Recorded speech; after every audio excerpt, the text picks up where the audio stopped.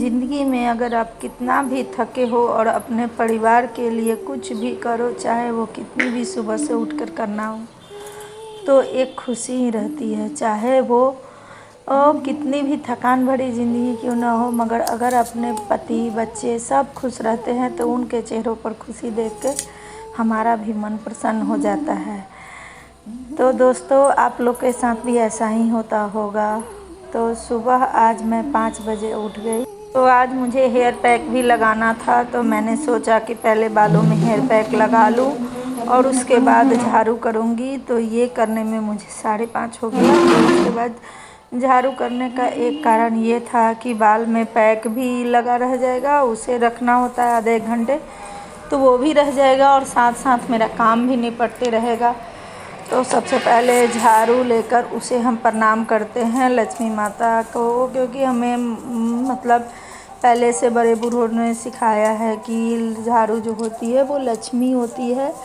तो हमारे यहाँ झाड़ू लगाने से पहले झाड़ू को प्रणाम किया जाता है, उसके बाद झाड़ू लगाना शुरू करते हैं। और शुरुआत दोस्तों कभी भी पहले किचन से करनी चाहिए, क्योंकि यहाँ पर अन्नपूर्णा माता का वास होता है। तो आज हम किचन से जुड़ी ही कुछ ख़ास बातें जानेंगे कि हमें वो कौन से कार्य हैं जो करना चाहिए। करने से हमारे घर में सब कुछ सुख शांति समृद्धि आती है। तो झाड़ू वगैरह करने के बाद मैं नहाने चली गई थी, तब तक मेरी बेटी पोछा करने गई। कैसे हो आप सब? अब जा रही हूँ मैं पूजा करने। तो दोस्तों, सुबह सुबह हमें पूजा कर लेना चाहिए और अभी सुबह के 6 बजे हैं। तो सूर्य नारायण निकल चुके हैं, ज़्यादा नहीं मगर हाँ निकल चुके हैं। तो सबसे पहले मैं भगवान जी का यहाँ भजन गाते हुए यहाँ का सारा जो है, ये देखिए हमारा फूल, अब मैं इनके पास जो कल चढ़ाया हुआ फूल था वो निकाल लूँगी। सुबह सुबह ले शिव का नाम, कर लो बंदी ये सब काम। सुबह सुबह लो शिव का नाम, कर लो बंदी ये सब। ओम नमः शिवाय, ओम नमः। तो पूजा वगैरह समाप्त होने के बाद आ गई मैं खाना बनाने। खाना में आज बना था चावल दाल आलू गोभी की सब्ज़ी। आज बच्चों का छुट्टी था, ये शायद संडे का ब्लॉग है। मैं संडे को ही शूट की थी। उसके बाद मैं फिर शाम को ये सब खेल रहे थे, तब मैं आप लोगों के लिए ये फूल वाला शूट की। ये फूल का नाम मुझे नहीं पता, बस ये पता है कि हाँ ये भोला बाबा पे चढ़ता है। तो उसके बाद कद्दू की खीर बनाने का बात हुआ, बच्चों का फरमाइश, तो वो बनाने लगी। तो दोस्तों, हमें अपने किचन से जुड़ी छोटी छोटी बातों का अगर हम ध्यान देंगे तो हमारे घर में सुख शांति समृद्धि अपने आप आएगी। तो सबसे पहले मैंने कद्दू को काट के और उसको इसी तरह से बॉयल कर लिए, क्योंकि पानी बहुत छोड़ता है ना। तो फटाफट से बनाने वाला ये कद्दू का सब्ज़ी है, सब्ज़ी नहीं सॉरी खीर है। तो थोड़ा सा घी डालकर और उसी में कद्दू सारा डाल दी। अब इसको अच्छी तरह से भूनूंगी जब तक इसका पानी सूखे। तो 2-3 चीज़ें हैं दोस्तों जो हमें किचन में कभी भी समाप्त नहीं होनी देनी चाहिए। जब भी थोड़ा कम हो और लगे हमें कि हाँ वो ख़त्म होने वाला है, तो हमें ज़रूर से ज़रूर मंगा लेना चाहिए। पहली चीज़ है हल्दी। हल्दी जो है ना दोस्तों, वो कभी भी हमें अपने डिब्बे में जिस चीज़ में हम रखते हैं जैसे पूरी तरह से किचन से ख़त्म नहीं होनी चाहिए। हल्दी का संबंध हमारे गुरु ग्रह से होता है, यानी बृहस्पति से होता है। हल्दी जो है सभी को पता है कि शुभता का कारक होता है। तो हम किसी भी मांगलिक कार्य या किसी भी चीज़ में हल्दी का प्रयोग सबसे पहले होता है। तो इसलिए हमारे घर से कभी भी हल्दी ख़त्म नहीं होनी चाहिए, ये हमारे घर में शुभता लाता है। तो इसका एक सर्वोत्तम उपाय है, क्या करेंगे कि कभी ऐसा हो कि हम भूल से हम ख़त्म हो जाए और हम ना मंगा पाए, तो इसके लिए हम 2-3 गांठ अपनी हल्दी की लेकर और उसे एक पीले कपड़े में बांधकर अगर हम किचन में रख देंगे तो इस तरह से हमारे किचन से हल्दी कभी भी समाप्त नहीं होगी और हमारे किचन में हमेशा रहेगा। दूसरी चीज़ है कि हमें कभी भी अपने रसोई घर में जूठे बर्तन नहीं रखना चाहिए। हमें अपना रसोई घर हमेशा साफ़ सुथरा रखना चाहिए। और देखिए इधर तब तक हमारा कद्दू का जो था वो पानी बिल्कुल सोखे सोखे हो जाना चाहा था, पूरा नहीं सूखा था मगर हाँ हल्का सोखे सोखे हो गया था। अब थोड़ी देर बाद ये मतलब बिल्कुल सूख जाएगा। तो उसके बाद मैं दोस्तों बोल रही थी कि बर्तन जो है कभी भी हमें जूठे नहीं रखना। कितना बार ऐसा होता है ना कि हम आलस में पड़ के सारे काम कर लेते हैं मगर बर्तन जो है उसको रख देते हैं कि बाद में धोएंगे, ऐसा कुछ सोच के। तो कभी भी ऐसा नहीं करना चाहिए। हमें अपना किचन हमेशा साफ़ सुथरा रखना चाहिए और ख़ासकर रात में तो जूठे बर्तन बिल्कुल नहीं रखना चाहिए, क्योंकि आप सभी को पता है कि लक्ष्मी तो ऐसे भी चंचला होती हैं, सभी जगह पर घूमती हैं, एक जगह स्थिर नहीं रहती।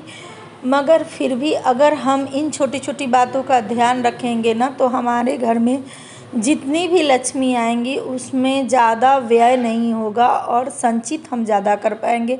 कहने का मतलब है कि सुख शांति समृद्धि के लिए हमें ये छोटी छोटी बातों का ध्यान देना होता है। ये कुछ खास बातें नहीं हैं, ये हम सभी को हमारे बचपन से ही हमारे बड़े बूढ़े सिखाते हैं और इस पर अब हमारा कर्तव्य बनता है कि हम इन बातों पर ध्यान दें और अपनी आगे वाली पीढ़ी को इन बातों का ज्ञान कराएं। ये छोटी छोटी बातें हैं जो हमारे घर में सुख शांति समृद्धि लाती है। तो दोस्तों देखिए अब मेरा ये कद्दू है जो पूरी तरह से इसका पानी सूख चुका है। कद्दू या लौकी, हमारे तरफ लौकी को भी कद्दू लोग बोलते हैं, तो वही पानी सूख चुका है। अब इसमें मैं डाल दूँगी चीनी। चीनी ज़्यादा नहीं डालूँगी क्योंकि इसमें दूध और ये डालने पे इसमें कम ही चीनी में हो जाता है। तो बस कटोरी से 1 कटोरी चीनी डालकर और उसके बाद इसमें डाल दूँगी दूध और दोनों को तब तक पकाऊँगी जब तक ये जैसे अभी सूखा हुआ है ना बिल्कुल वैसा ही सूखा हुआ हो जाना चाहिए। एक बार चीनी घुल जाए उसके बाद हम दूध डालेंगे, नहीं तो दूध फट जाता है। और इस तरह से चीनी को घुलने के बाद अगर आप दूध डालेंगे ना तो दूध बिल्कुल भी नहीं फटेगा और आपका ये जो है हलवा बहुत सुंदर बिल्कुल बहुत अच्छा तैयार हो जाएगा, बिना फटा हुआ टेस्टी हलवा। तो दोस्तों हम बात कर रहे थे तीसरी चीज़ की। तीसरी चीज़ है नमक। हमें अपने रसोई घर से नमक भी बिल्कुल ख़त्म नहीं करना चाहिए। आप सभी को पता है कि नमक जो है वो शुक्र और चंद्र ग्रह का प्रतीक होता है। हमें अपने घर में रखने से शुक्र ग्रह और चंद्र ग्रह भी मजबूत रहता है, इसलिए हमें कभी भी नमक पूरी तरह से ख़त्म नहीं करना चाहिए। हमें जब लगे कि हाँ नमक समाप्त होने वाला है तो उस समय ही हमें बाज़ार से मंगा कर रख लेना चाहिए। आप सभी को पता है कि अगर हम छोटी छोटी बातों का ध्यान देंगे, धन तो सभी कमाते हैं मगर अगर हम धन को संचय करना जानेंगे, सही ढंग से व्यय करना जानेंगे तो हमारे घर में अपने आप सुख समृद्धि बढ़ जाएगी। ये छोटी छोटी बातें बहुत इम्पोर्टेंट है हमारे लाइफ के लिए और हम सभी जाने अनजाने में गलती कर बैठते। नमक किसी को हमें उधार भी नहीं देनी चाहिए। हाँ दोस्तों, नमक जो है उसे कभी भी हम उधार किसी को नहीं देते हैं, खासकर संध्या के समय। संध्या के समय तो भूल कर भी आप ये गलती ना करें और किसी को भी नमक उधार ना दें, चाहे वो एक चुटकी ही नमक क्यों ना मांगे, आप किसी को भी उधार ना दें। और नमक जो है वो अपने भी फैमिली में किसी को भी कभी भी हाथ पर नहीं देना चाहिए।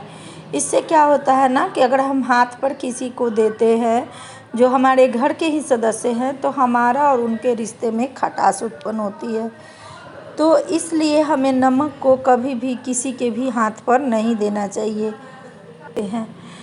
तो दोस्तों इसके बाद इसके पापा के खाने का समय हो गया था, तो नाश्ते का समय हो गया था, तो वो आ गए थे खाने, तो मैं उनके लिए ये खाना बना दी थी। कद्दू के इस हलवे में थोड़ा सा समय था तो मैंने सोचा कि जब तक वो खाते रहेंगे उस वक्त तक में ये सूख जाएगा, तो फिर मैंने उनके लिए थोड़ा सा निकाल कर दे दिया का प्रॉपर खाना। और कद्दू के खीर में आप चाहे तो ड्राई फ्रूट डाल सकते हैं, मेरे पास अभी नहीं था तो मैंने नहीं डाला। उसके बाद मैंने ये किया सेटिंग, जो मेरे पास नहीं था, मैंने मंगाया था ऑनलाइन, तो ये मीशो से आया है। तो वीडियो अच्छा लगे तो लाइक कीजिएगा, सब्सक्राइब कीजिएगा और शेयर कीजिएगा।